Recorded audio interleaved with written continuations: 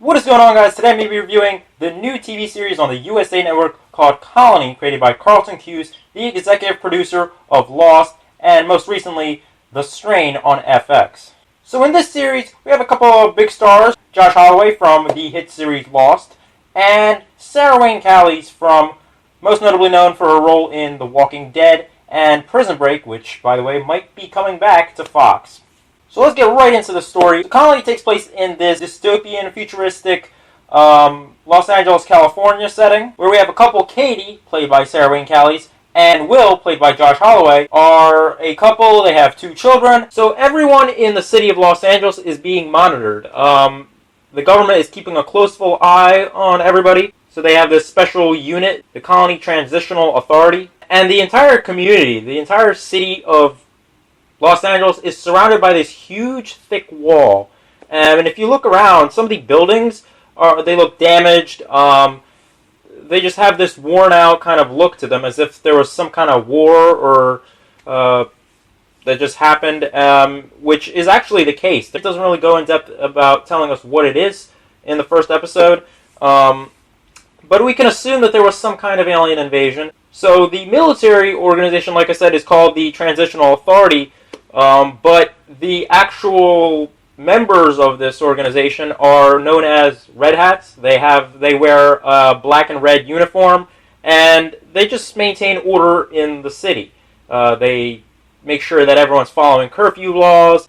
They do identity checks, transportation checks, because people in the city they're not allowed to drive vehicles, unless deemed so by the government. Generally, every day, like civilians, they either ride bikes or they walk. But the military also has these drones flying around all over the city, which basically serves as surveillance. It kind of reminded me of the Imperial probe drone in Star Wars Empire Strikes Back. So what we also know in the series is that there is a serious medical issue going on. There is a high demand of insulin.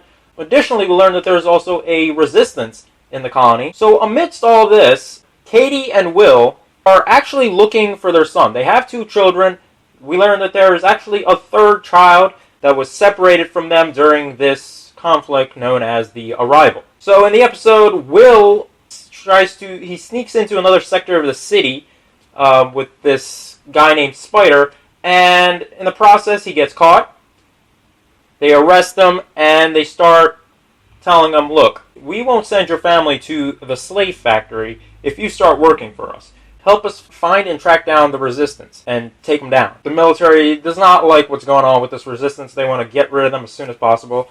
They're just in the way, and they're, I guess, the enemy. So obviously Will agrees. He's not going to put his family in jeopardy, and he joins the Red Hats.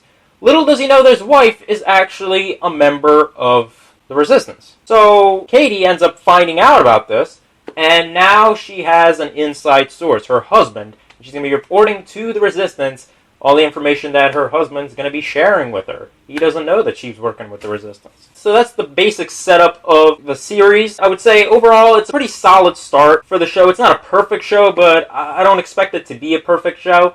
I know there's a lot of expectations for some people after Mr. Robot premiered on the USA Network. The acting is okay. Hopefully it stays enjoyable and just doesn't become a drag to watch like some of these other series that I've seen. Not necessarily on the USA Network, but a series on the Sci-fi, 12 Monkeys, that became just a pain to watch.